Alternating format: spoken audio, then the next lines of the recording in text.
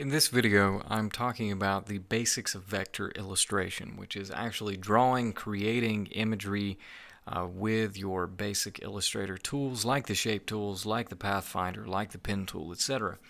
When I say vector illustration, you can't think directly about the concept of freehand drawing, though. It's just not something that Illustrator does all that much. Some people do use the software for that, but by and large, it's used in kind of a more strategic, plotting, mouse-oriented way. Most of the illustration work that I do is in something like Photoshop or a raster software. Instead, here we kind of create things that are made from basic shapes. So I'm going to create just a basic whale character, and when I say whale, I'm talking about the sea-dwelling mammal, and walk you through the process of how that's created, how to think in terms of using the Pathfinder and creating basic shapes. So this is going to start with me going over to the shape tool, and I'm going to create something that has a fill, no stroke. I'm just going to choose a color and work from there. And this is going to start with an oval. There's going to be some basic elements that I make that I preserve, put off to the side because they have to be used multiple times. This oval is one of those. So I'm going to add in a rectangle. I like to change the color just to keep it simple. And I'm going to cut off basically the top half of this oval. So I'll select both these two, and with the Pathfinder open as I so typically have it, I'll use the minus front option and trim this down. Actually, I'll thin that out a little bit. Okay, this I'm going to copy and paste one of them and put it down here to the side because I'll probably need one of those later on. And this is going to be the body of my sea-dwelling mammal. Now the next thing that I want to do is kind of create some stripes that are going to represent his underbelly. So this is where using this additional piece is handy. So I'm going to create basically a strip. Now I'm still going to make sure I have one of these preserved down here because I'm sure I'll need it later. But right now I'm going to create kind of a strip that's made of the body so that it will fit perfectly together. This will hopefully make more sense as I continue into it. So I'm going to take these two and trim this down so that I've got this piece, this free-floating piece. I'm going to change its color to something lighter just so I can see it. And then the idea is to line this up with the body up here. See, this is not like creating for a logo or something where I create some monochromatic element. Rather here, I'm trying to stack things. What do I have to do to create an illustration? Something that is a finished, polished piece that has color dependencies, that has intricacy. It's completely different than designing for a logo. Now I'm going to copy and paste this stripe, and I'm just going to line these up next to one another. Make them change color as they go. These are not my final colors by any stretch. I'm just not really worrying about it when I'm working on more specifically just getting elements in place. Now the downside to this is that as these move over to the side, you're going to have these little tails that hang off at the bottom. So finding a way to cut those off is going to be important too. I'm going to create a large square, very large, that will encompass all of my elements. I'm going to copy and paste another one of this in the same shape of the whale body, and then I'm going to use it to cut through here. Basically what I've done is create a stencil, essentially. I'm going to copy and paste this stencil. I'm going to change its color just again to make everything easy to see, and I'm going to line it up directly with the body. This is going to allow me to trim off the excess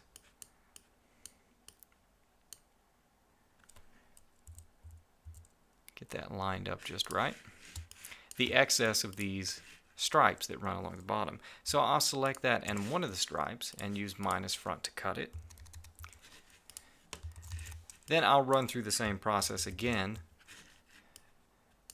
to do away with the other stripe. Now if I'm moving quickly, stop the video and look back over it because I do move fairly quickly. Some people tend to get it very fast when you're looking at software like this as far as understanding the logic of what I'm doing. Some people struggle with it. So depending on whatever camp you're in, that's why it's a video.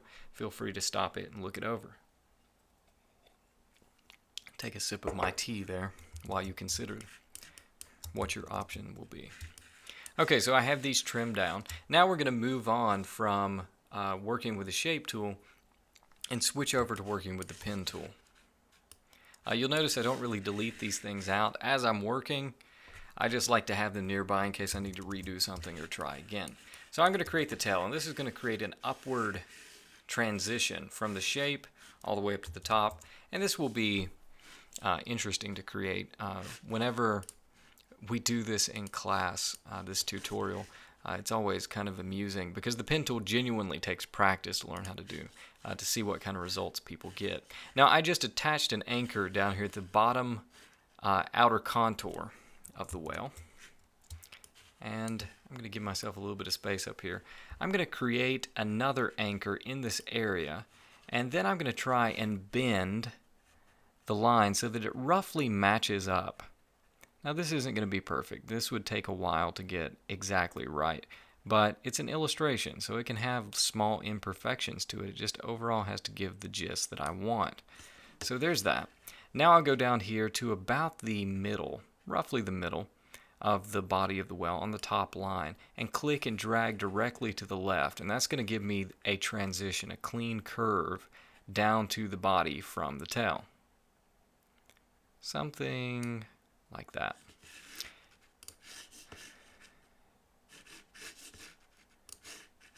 Now what I can do is start building the actual tail. This obviously goes up further than it would need to, so I'm going to build something that represents the actual tail. This is kind of an amorphous little shape that I've just come to use quite a bit. Something like that, which then I copy and paste. It gave me a strange result there when I copied and pasted it. There we go, that's better. Copy and paste, object, transform, reflect, and then I put these things together to create a whale tail, which I can then rotate, resize, whatever I need to do.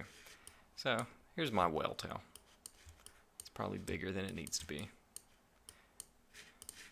Then I'll take the additional, the extra, and I'll just erase it. As long as I have it selected, the tail is the tail itself is the only thing it will erase, not the fin. Okay, so now you can start to see the body of this whale coming together.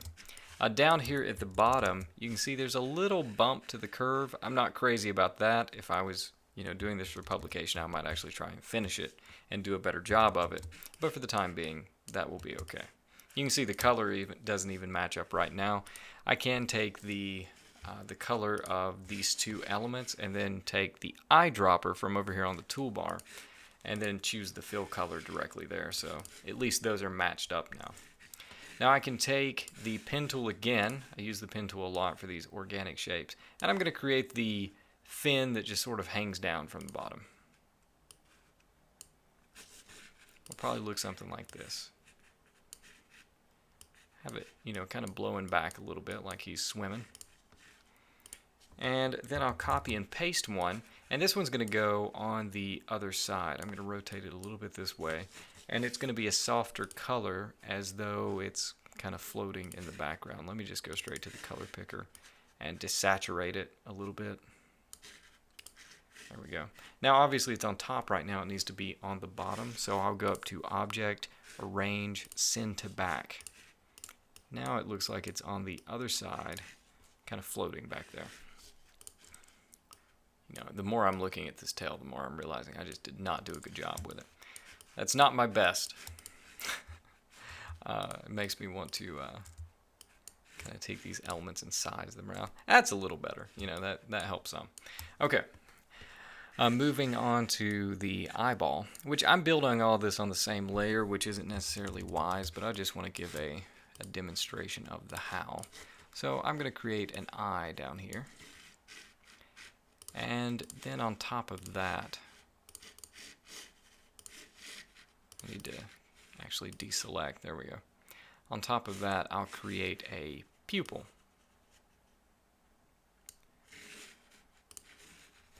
And I'll make it the same color as the body.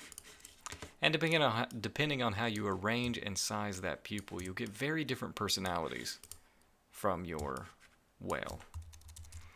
Those tend to have a very strong effect. In fact, if I make it smaller, it'll actually make him appear a little bit bigger.